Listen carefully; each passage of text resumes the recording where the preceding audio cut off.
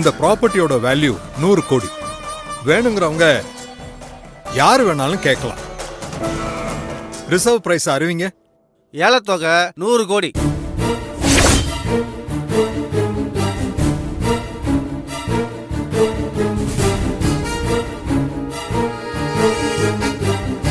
$105 கோடி.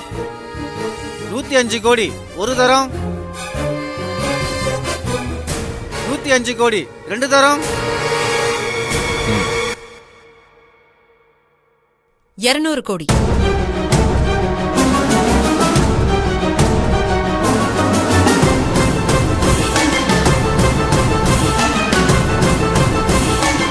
200 கோடி ஒரு தரம்.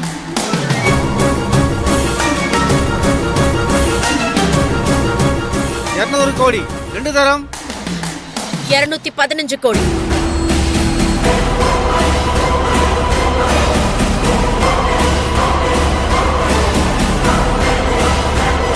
215 கோடி ஒரு தரம். 215 கோடி 2 தரம். 215 கோடி 3 தரம்.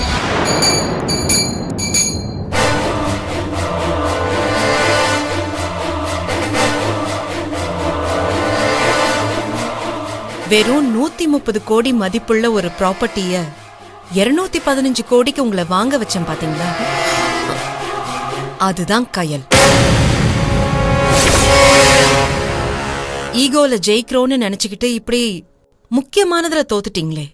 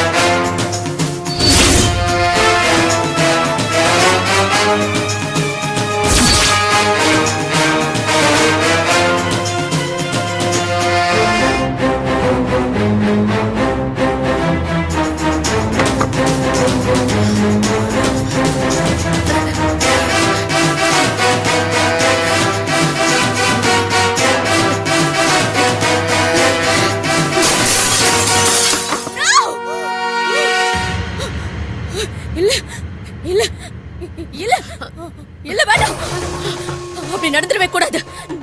நான் விடவே மாட்டேன். இல்ல இல்ல நடக்கவே கூடாது. நான் அப்படி நடக்க விட மாட்டேன். ஐயோ என்னாச்சு? விட மாட்டேன். நடக்க கூடாது. நான் அப்படி நடக்க விட மாட்டேன். இல்ல அப்படி நடக்க விட கூடாது. நான் விட மாட்டேன். தீபிகா விட மாட்டேன். தீபிகா இங்க பாரு. நடக்க விட மாட்டேன். தீபிகா விட மாட்டேன். தீபிகா ஆண்டி என்னாச்சு? ஆண்டி ஆண்டி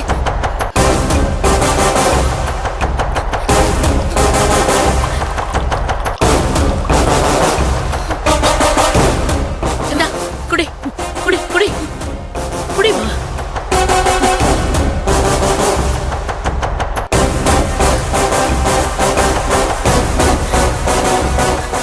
என்னாச்சு?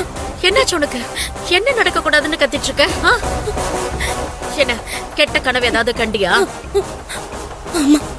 அதான பார்த்தேன். நீ என்ன குழந்தையா? கொஞ்ச நேரத்துல நான் பயந்தே போயிட்டேன். இப்படி அலறி அடிச்சுக்கிட்டு எந்திரிக்கிற அளவுக்கு என்ன கனவு கண்ட? அது அந்த கயலும் எழிலும் அவங்களுக்கு என்ன? அவங்க உங்ககிட்ட விட்டு சவால்ல ஜெயிச்சு பெரிய பணக்காரங்களான மாதிரி கனவு கண்ட ஆண்டி. எனக்கு ரொம்ப பயமா இருக்கு ஆண்டி. இந்த கனவு கண்ட மாதிரி நடந்துருச்சுன்னா என்ன பண்றது ஆண்டி?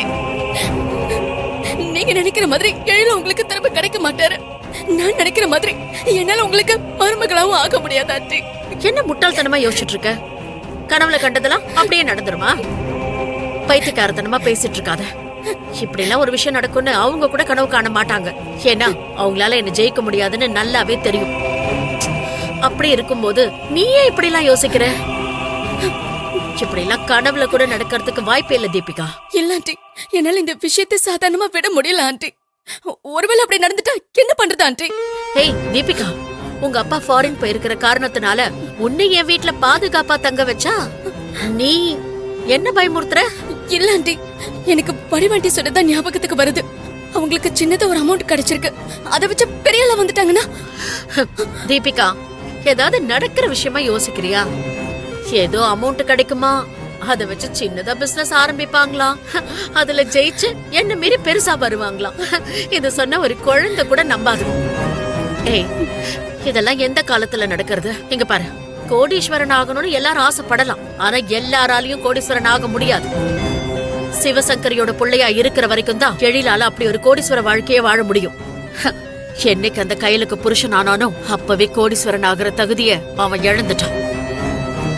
நீ கண்ட கனவும் சரி, அவங்களோட கனவும் சரி, வெறும் கனவா மட்டும்தான் போகும், நிஜத்துல நடக்காது.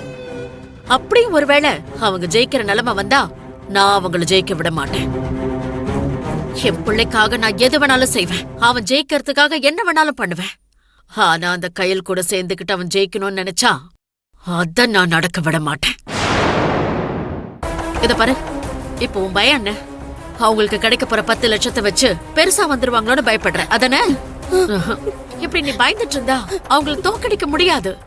அவங்கள எப்படி முன்னேற விடாம தடுக்கலாம் அத மட்டும் யோசி. எப்பவுமே ஒருத்தங்களை வளர்த்து விடுறதுதான் கஷ்டம், வளர்ச்சியை தடுக்கிறது ரொம்ப சுலபம்.